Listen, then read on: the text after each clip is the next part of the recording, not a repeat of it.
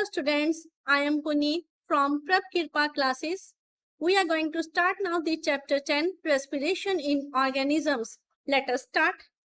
First question, why does an athlete breathe faster and deeper than usual after finishing the race?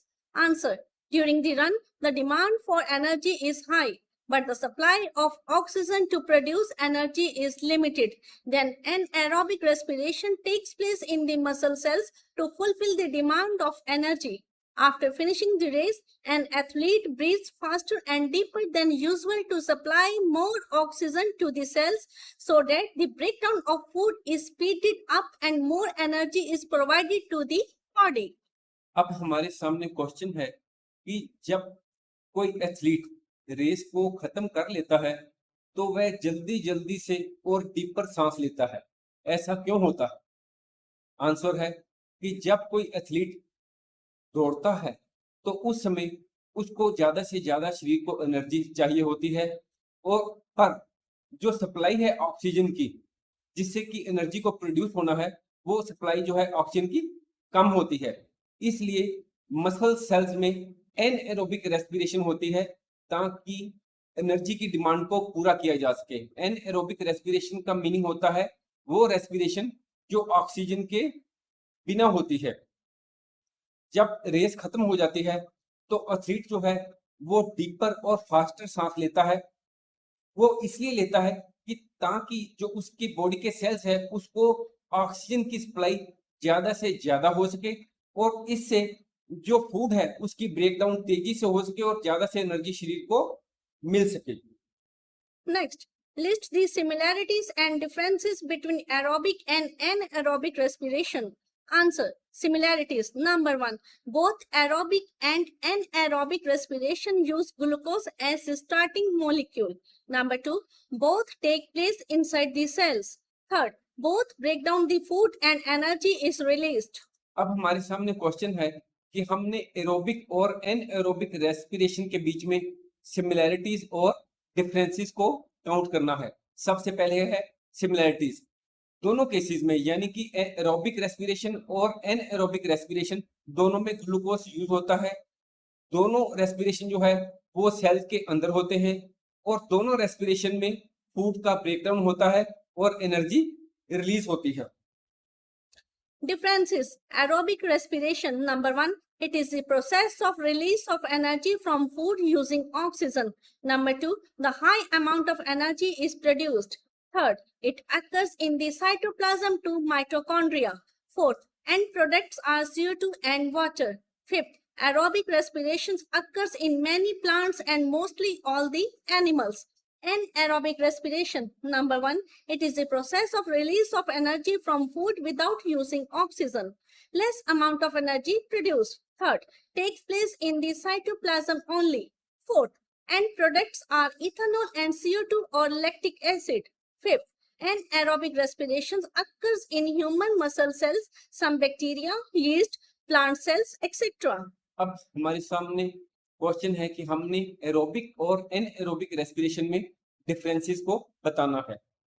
सबसे पहले है aerobic respiration. Aerobic respiration में जो food है उसको ब्रेक डाउन करके एनर्जी रिलीज होती है, पर इसमें ऑक्सीजन की यूसेज होती है।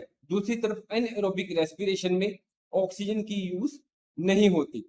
एरोबिक रेस्पिरेशन में जो एनर्जी प्रोड्यूस होती है वो ज्यादा अमाउंट की होती है और एनएरोबिक रेस्पिरेशन में एनर्जी कम अमाउंट में प्रोड्यूस होती है। Aerobic respiration cytoplasm and mitochondria दोनों में होती है और जो एनएरोबिक रेस्पिरेशन है वो सिर्फ साइटोप्लाज्म में होती है।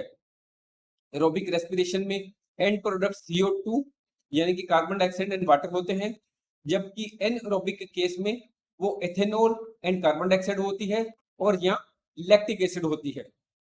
एरोबिक रेस्पिरेशन जो है वो कई प्लांट्स और मोस्टली ऑल एनिमल्स में पाई जाती है, जबकि एरोबिक रेस्पिरेशन जो होती है वो ह्यूमन मसल सेल्स, कुछ बैक्टीरिया, यीस्ट और प्लांट सेल्स में पाई जाती है।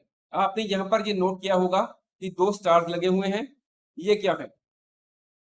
ये है कि जब ग्लूकोज ऑक्सीजन के साथ मिलता है एरोबिक रेस्पिरेशन के केस में, तो glucose plus oxygen gives out carbon dioxide plus water plus energy. यहाँ पर लिखा हुआ है end products are ethanol and carbon dioxide और लैक्टिक एसिड।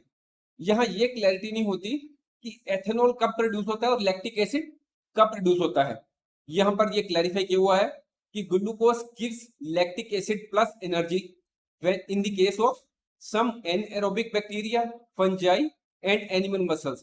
जैसे कोई एथलीट जब रनिंग करता है या हम हैवी एक्सरसाइज करते हैं तो उस समय क्या होता है कि हमारा जो शरीर में जो ग्लूकोज होता है, हमारा फूड जो होता है, जो हमने इनटेक किया होता है, वो प्रॉपरली ब्रेक डाउन नहीं होता और उससे कार्बन डाइऑक्साइड और ऑक्सीजन की बजाय लैक्टिक एसिड प्रोड्यूस हो जाता है।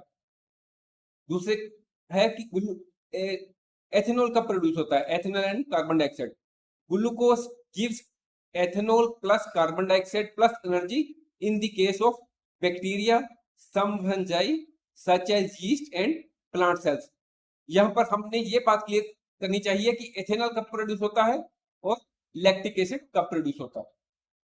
Third question है, why do we often sneeze when we inhale a lot of dust-laden air?